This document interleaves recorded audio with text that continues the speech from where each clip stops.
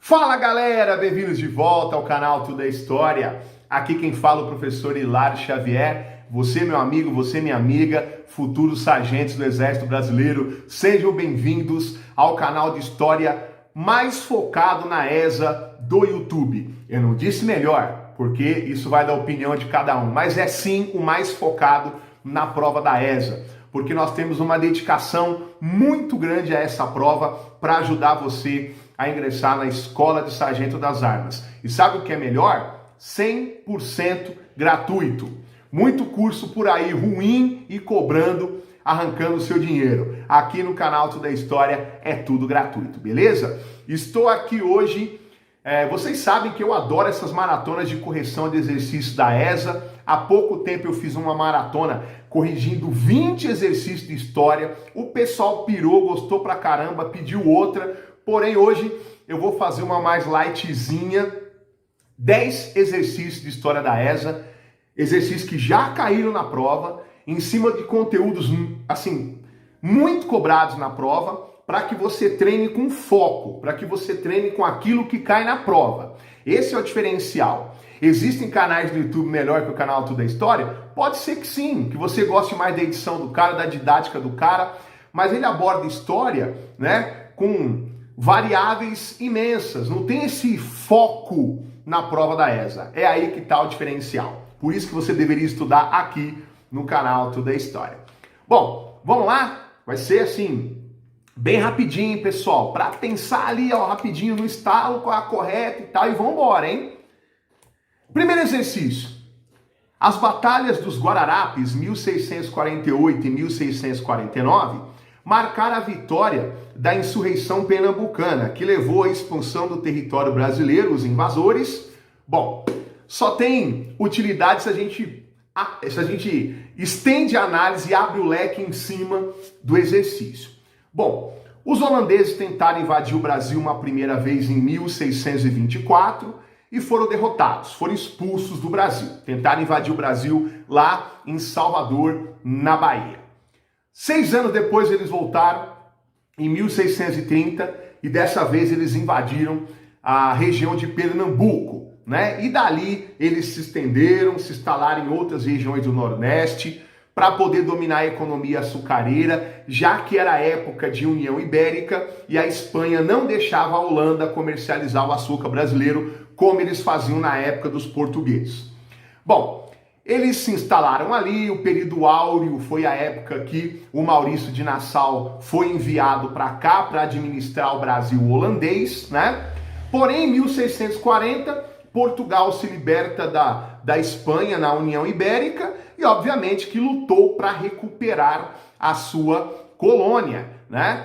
E naquela época, começou uma série de atritos entre os holandeses e a população local, porque os holandeses começaram a cobrar dívidas atrasadas dos brasileiros, o Maurício de Nassau foi embora e os brasileiros acabaram se juntando com os portugueses para expulsar os holandeses em um processo chamado de insurreição pernambucana, que vocês estão vendo aqui no enunciado. E cuidado para não confundir com Revolução Pernambucana, hein? Revolução Pernambucana foi em 1817, para libertar o Brasil de Portugal e expulsar a família real que aqui estava. Não vai misturar, hein? Bom, meus caros, a resposta correta é a C, holandeses, beleza?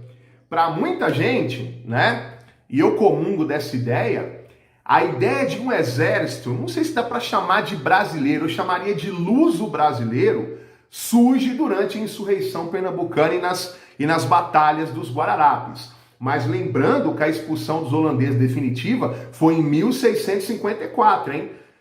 Tem que tomar cuidado com o lance de data na ESA, e às vezes a própria ESA erra a data no enunciado. Quem acompanha o meu canal, lembra que numa prova recente eu falei que estava errada aquela data da primeira invasão holandesa em Salvador, e o exercício foi cancelado, hein? Vai na minha que é sucesso. Então, C, exercício 2. Durante o governo do Marechal Deodoro da Fonseca, seu ministro da Fazenda, Rui Barbosa, adotou uma série de medidas econômicas que ficou conhecida como encilhamento. Essa política econômica estatal estava baseada em duas ações.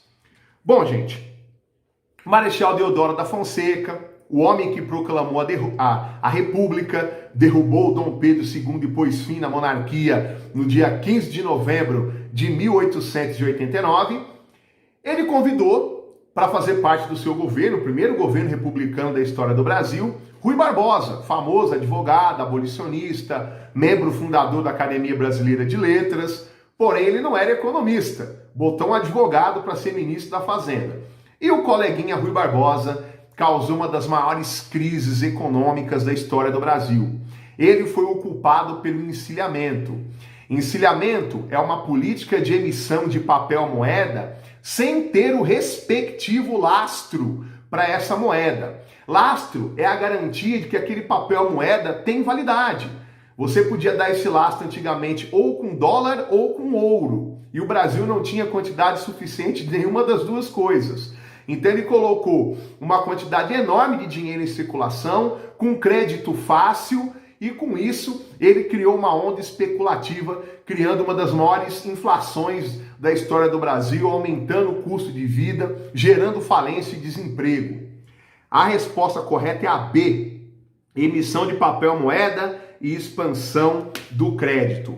Olha, modéstia à parte, tem uma aula sobre encilhamento no canal Tudo é História, top, hein? Procura aí no canal Tudo é História. Também temos uma aula sobre Brasil holandês, que foi o assunto do exercício 1.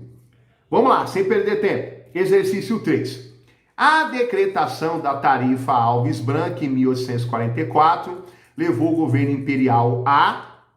Bom, gente, eu também tenho uma aulinha sobre tarifa Alves Branco lá naquele quadro História em 2 minutos no meu canal. Curto e grosso. Para reconhecer o Brasil como independente, a Inglaterra exigiu que o Brasil prorrogasse uma tarifa de 15%, né, por mais 15 anos. Enquanto outros países do mundo pagavam em média 24% para fazer comércio com o Brasil, a Inglaterra pagava apenas 15%, né? E o problema é que isso trouxe para a gente um prejuízo gigantesco de toda esfera.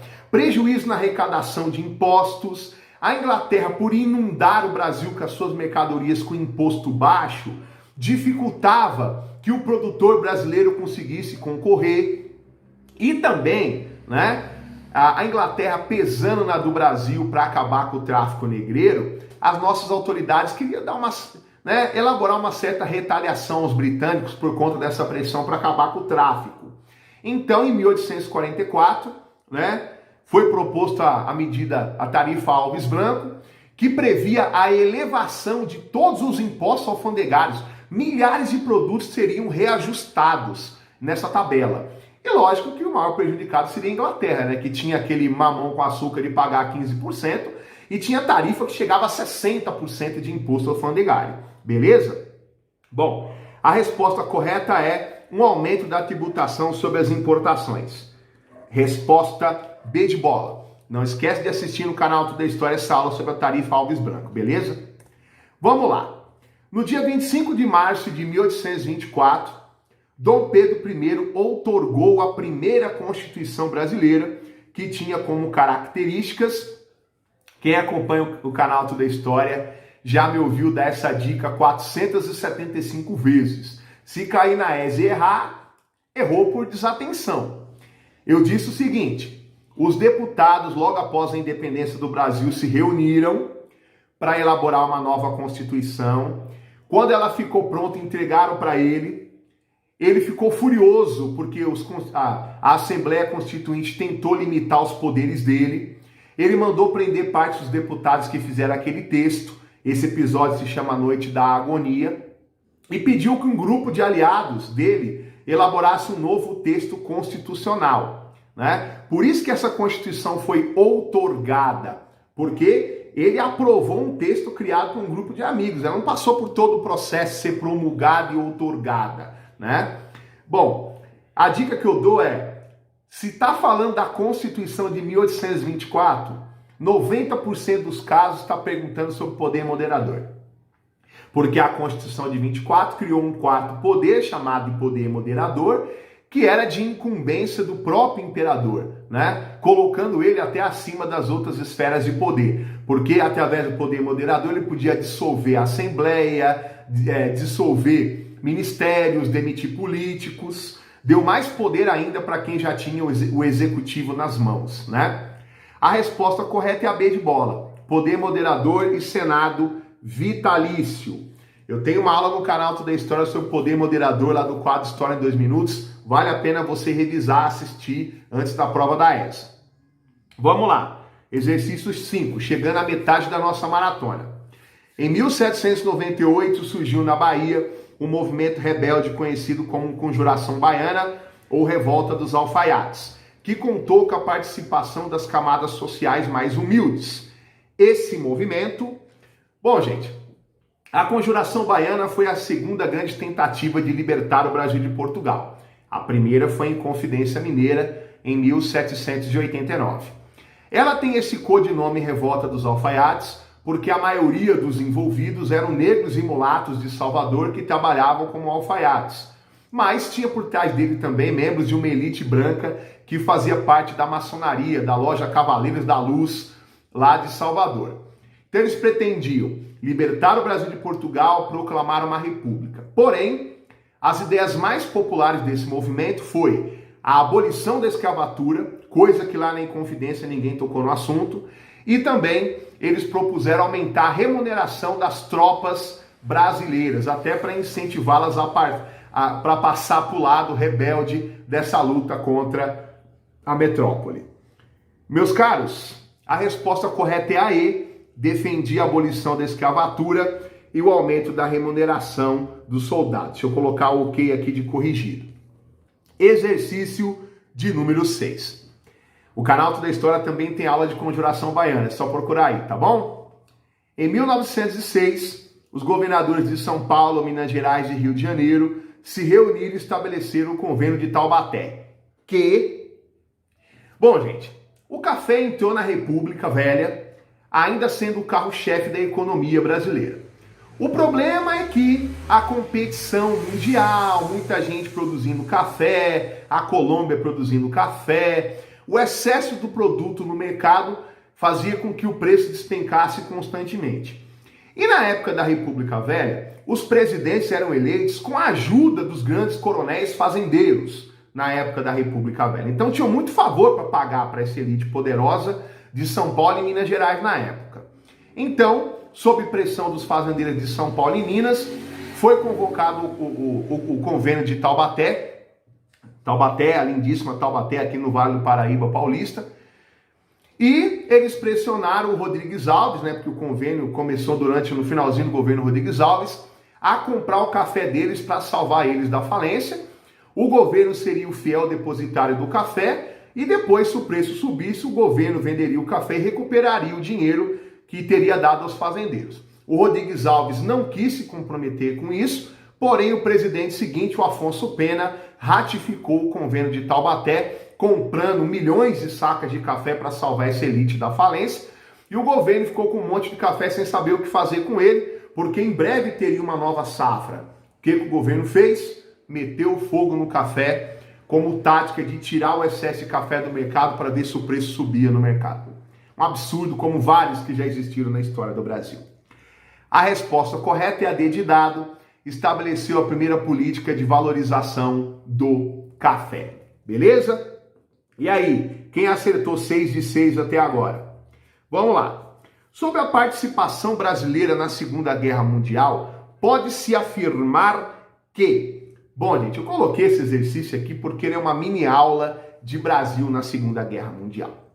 Bom, quando a Segunda Guerra Mundial começou em 39, o Brasil vivia os anos do Estado Novo Varguista, um regime autoritário do Vargas com certas características fascistas. Desde 37 o Brasil vivia o Estado Novo. E o Brasil era neutro no começo dessa contenda, dessa disputa. Porém, apesar das posições ideológicas do governo e ter vários simpatizantes do eixo ao redor de Getúlio Vargas, hein? Mas o Vargas era um cara pragmático, o Brasil estava construindo uma siderúrgica, a CSN, Companhia Siderúrgica Nacional de Volta Redonda, e precisava de dinheiro. E os Estados Unidos, nesse contexto, criaram uma política de boa vizinhança com o Brasil. O presidente Roosevelt mandou terminar a CSN, forneceu armas para o exército brasileiro, né? O Brasil, em troca, deixava os americanos pousar aviões nos nossos aeroportos, ancorar barcos nos nossos portos e tal. Estávamos best friends, né? Porém, oficialmente, não é por esse motivo que o Brasil vai para a guerra.